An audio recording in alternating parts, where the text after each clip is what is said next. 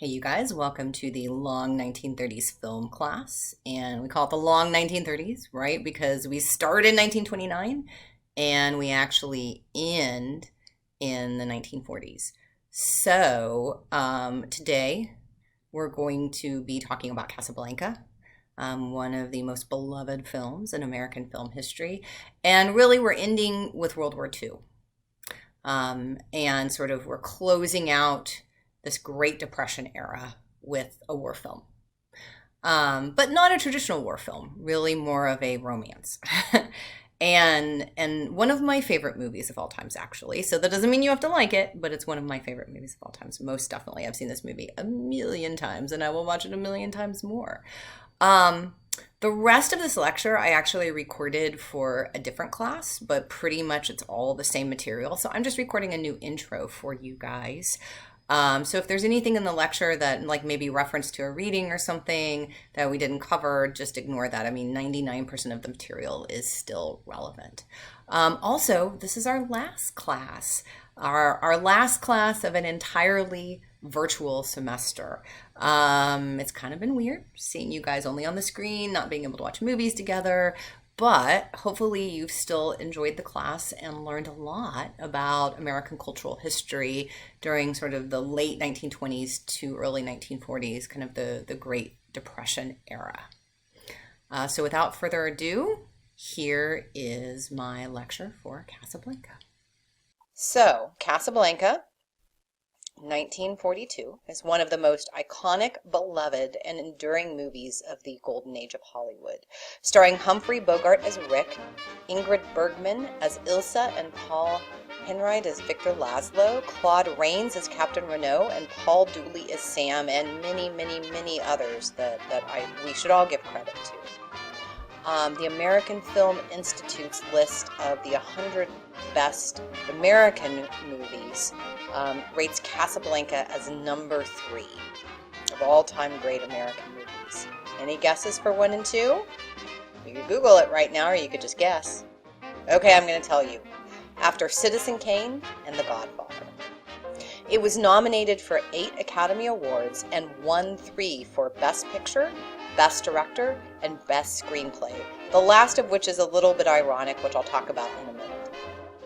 So directed by Michael Curtiz, a Hungarian-born American film director and one of the most prolific directors in 20th century film history, especially in terms of quantity of films. He directed 102 films in total during his career. Michael Curtiz's career spanned from Europe to Hollywood, from the silent era through Hollywood's golden age.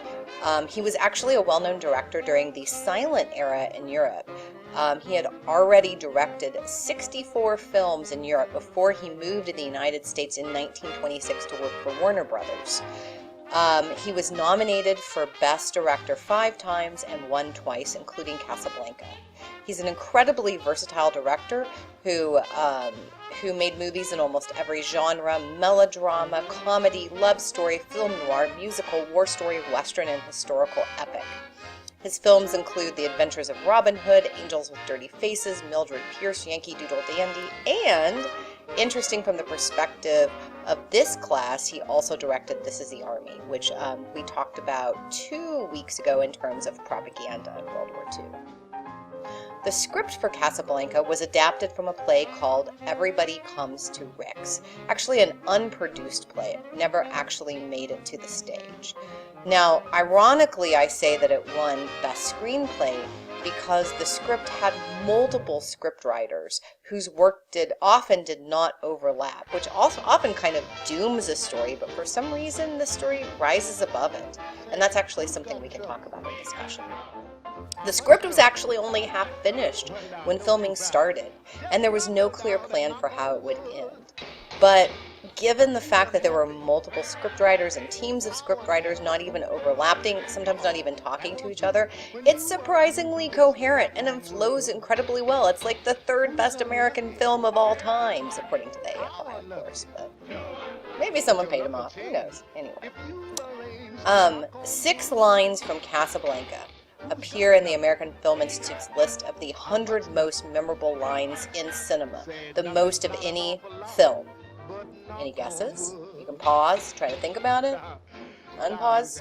Now I'm going to tell you the answer. Here's Looking at You, Kid, 5th on the list. Louie, I think this is the beginning of a beautiful friendship, 20th on the list. Play It, Sam, play As Time Goes By, 28th on the list. Often misquoted as Play It Again, Sam, never actually appears in the movie. Round Up the Usual Suspects, 32nd on the list. We'll Always Have Paris, 43rd on the list. And 67th on the list, AFI's list of the 100 most memorable lines from Casablanca.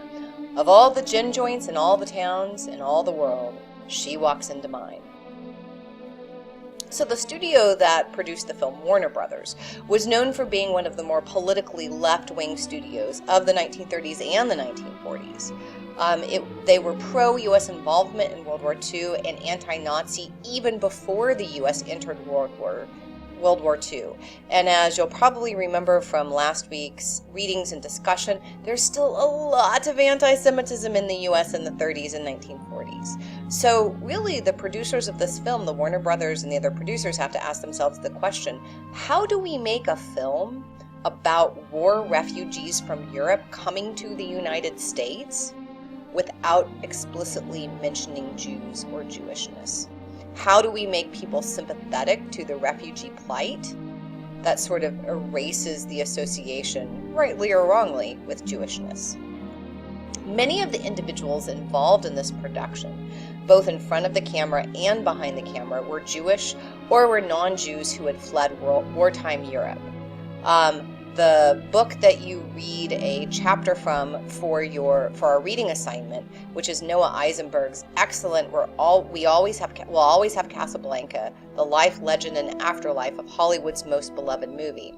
Eisenberg actually in his research is quoted as saying nearly all of some 75 actors and actresses cast in Casablanca were immigrants. And supposedly, also according to Eisenberg, 34 nationalities are represented in the credited cast and crew of Casablanca. So among the 14 actors who earned a noticeable screen credit, only 3 were born in the United States. Humphrey Bogart, Dooley Wilson, the African-American actor who plays Sam, and surprisingly Joy Page, who when you watch the movie, you'll see her as a young Bulgarian woman with a very American accent. The director, Michael Curtiz, was a Hungarian Jew who, as I mentioned, had come to the U.S. in 1926, but many of his family members had actively fled the Nazis in the 1930s. S.Z. Sakal, who plays Karl, the German waiter, was a German-Hungarian Jew in real life who had fled Nazi Germany just in 1939, so just a couple years before the movie was made. And many of his family members actually died in concentration camps during the war. Leonid Kinsky, who plays Sasha, the Russian bartender, was a Russian Jew who had come to the United States. And the incredibly famous Peter Lorre, who plays Ugarte, had fled Nazi Germany in 1933 for the United States. He was actually a very well-known actor in Germany, but because of his left-wing political affiliations, had fled to the United States. And he becomes very recognizable in American cinema in the 1930s and 40s for his villainous roles. Conrad Veidt, who plays Major Strausse, who actually he plays a Nazi in the film, was also a refugee from Germany. And you know what's sort of ironic is when he's an actor in Germany who fled the Nazi regime, but when he comes to Hollywood, he often gets cast as Nazis because of his German accent. The filming of certain scenes has been reported to have had the cast and crew in tears, mostly because so many of them were genuine refugees. And one thing I'd like us maybe to talk about is what scenes do you think what particular scenes do you think actually had the cast and crew in tears, and why? The movie was written and filmed, well, it was partially written and filmed in the summer of 1942. So this isn't very long after the U.S. has entered World War II. This is maybe half a year after the U.S. has entered World War II. It has a limited release in December of 1942 and wide release in January of 1943. So it qualifies for the 1943 Academy Awards because it had a limited release in 42. However, the film itself is set very consciously in early December 1941. Right before the attack on Pearl Harbor. So it's really set in the weeks before the U.S. enters World War II. So a little about the historical context, because there might be some words and geographic place names and political references that you don't quite get, and I just want to give you that context. So in May and June of 1940 is the German invasion and defeat of France during World War II, and there's a historical flashback that takes place in the film from that time. And after this German invasion and defeat of France in the summer of 40, there is a German military occupation, a direct military occupation of northern France, including Paris. So in the film, you'll hear the term Vichy France or Vichy France used a lot. So that actually refers to southern France and French colonies, right? And French colonies at the time included Morocco, where Casablanca is located. So Vichy France refers to southern France and its colonies that the Nazis actually made into a separate state. And technically they are not under direct Nazi rule. They're technically neutral.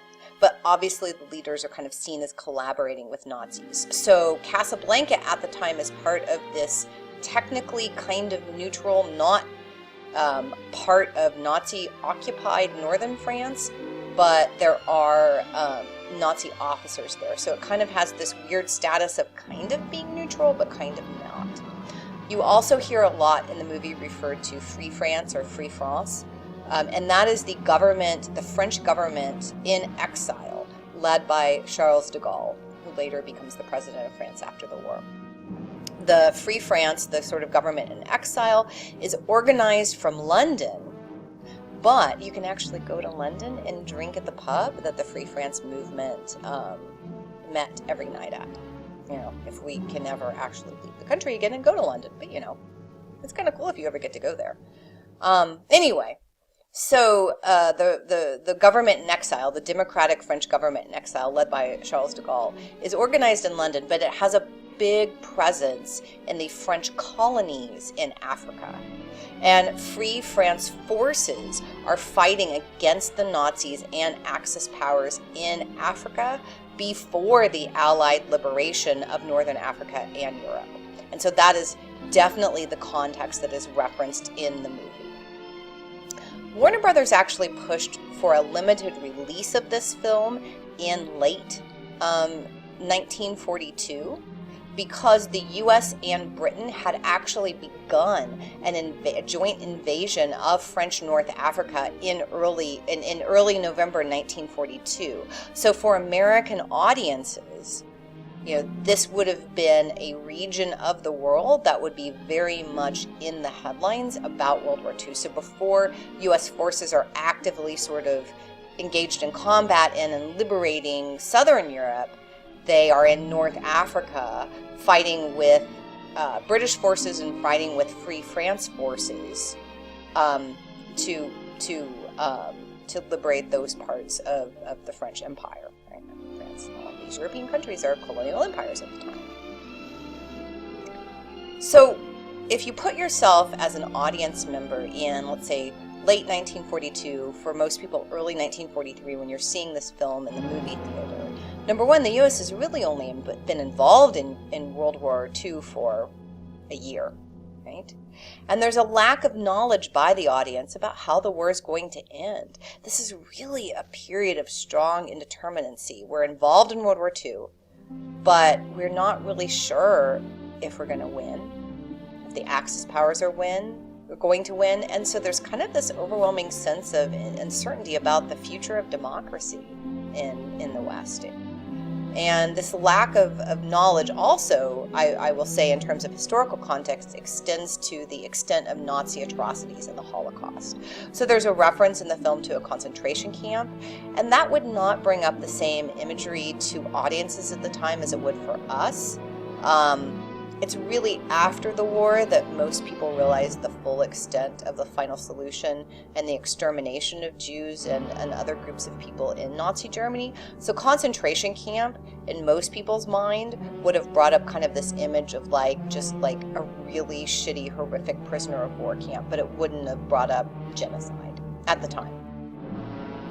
After you watch the movie, though, you should watch the hilarious Saturday Night Live parody from a few years ago of the final scene with Kate McKinnon as Ilsa and the Ingrid Bergman role. I have linked to it on the Google Classroom page this week. If we were watching the movie together as a class, I would show the clip after the film. And the humor is actually based on our contemporary knowledge of what was actually going on in concentration camps, so it's definitely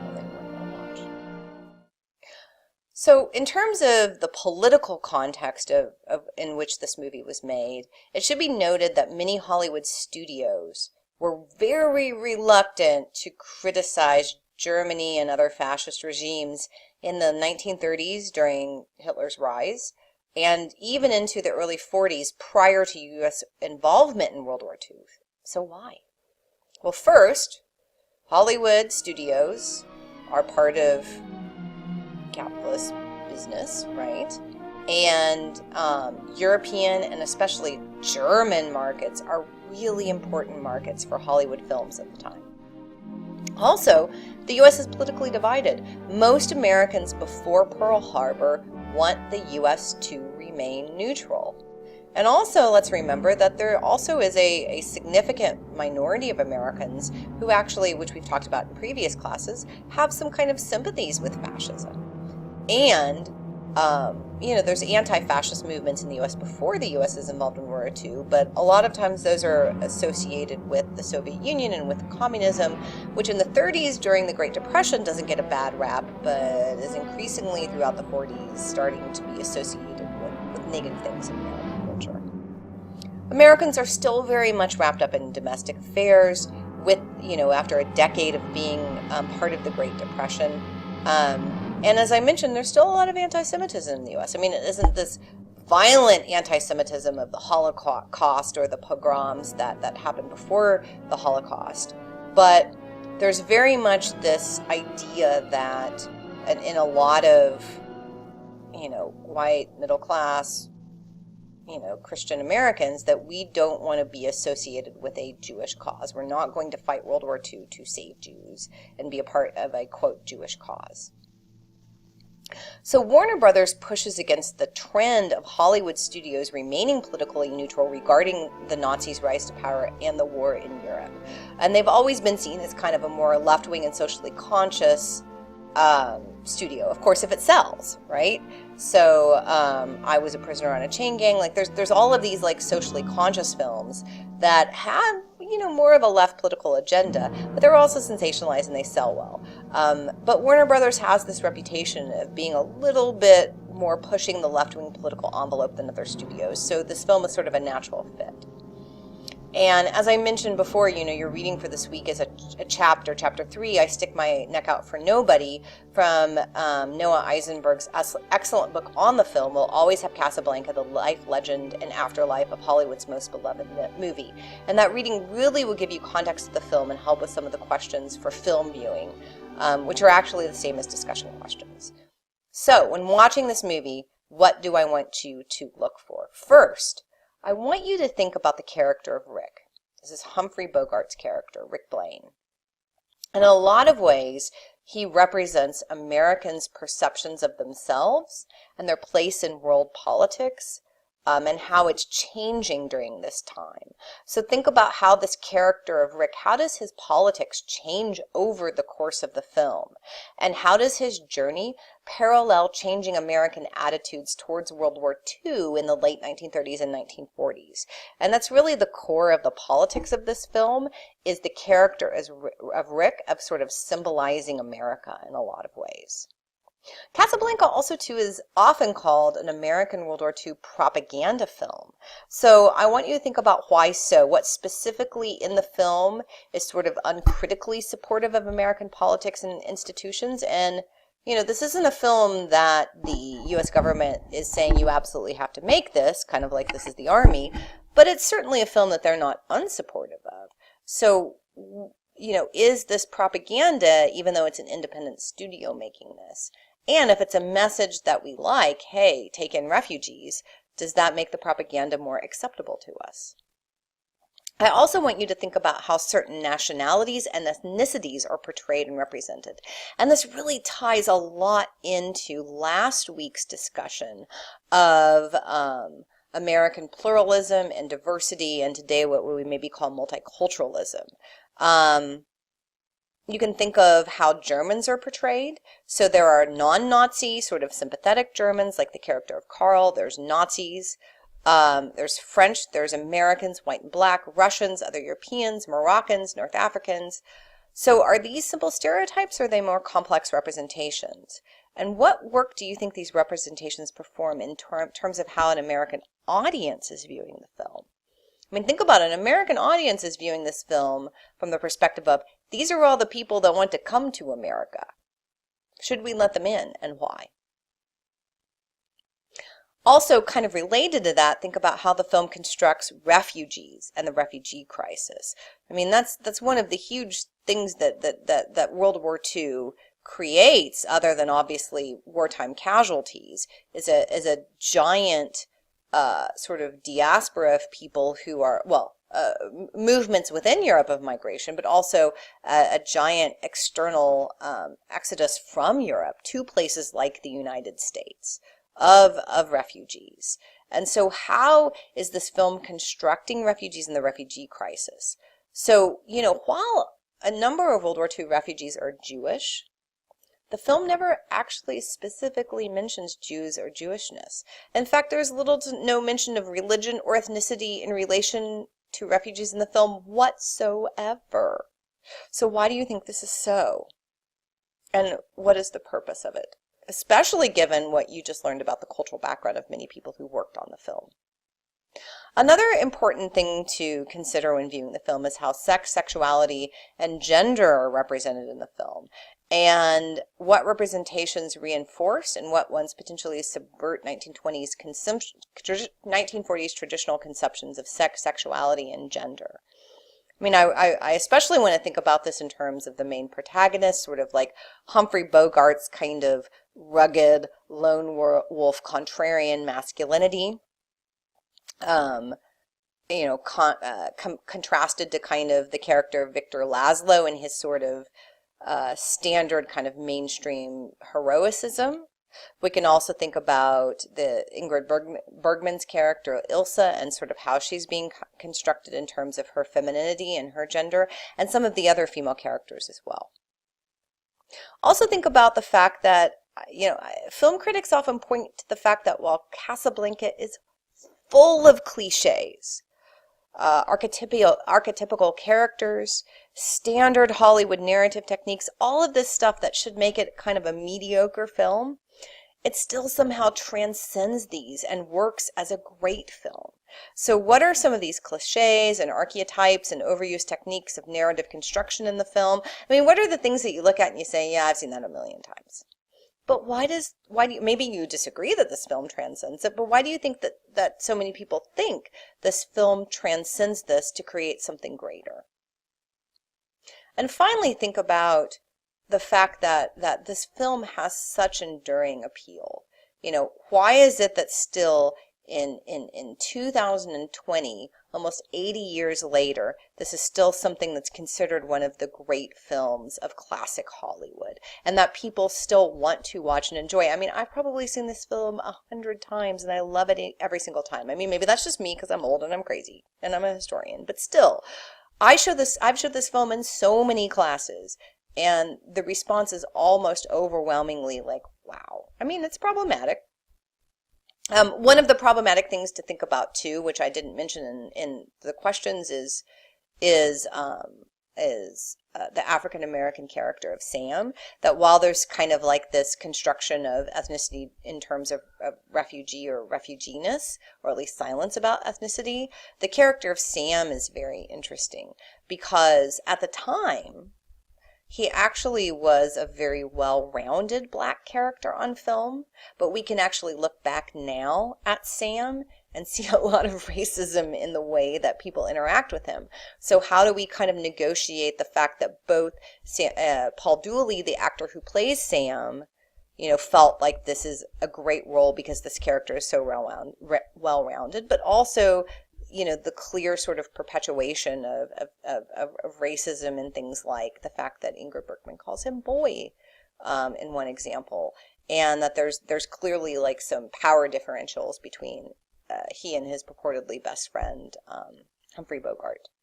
But back to the final sort of question then is the enduring appeal of this film. And what do you think is similar? And what do you think is different in terms of how audiences react to it in 1942 versus today? I mean, obviously it's a historical artifact. We react differently because the context is different, but what do you think is similar? That's the harder question. What's similar in its appeal in 1942 and today? I mean, maybe it's just great music, right? As time goes by. So that's all I have to say about this film. I'm really looking forward to hopefully talking to a number of you in our live Zoom chat about the movie. And if you can't make that, obviously there's always the discussion board. And I also want to say that even though this has been a very weird and strange semester, that I have loved teaching each and every one of you, and hopefully I will see some of you if you're not graduating again on campus. Please feel free to take any of my classes in the future. Hopefully we'll all still see each other live. And if anybody ever wants any kind of assistance in terms of resources about 1930s, 1940s American culture, has any questions about anything, please let me know. And take care, everybody, and au revoir.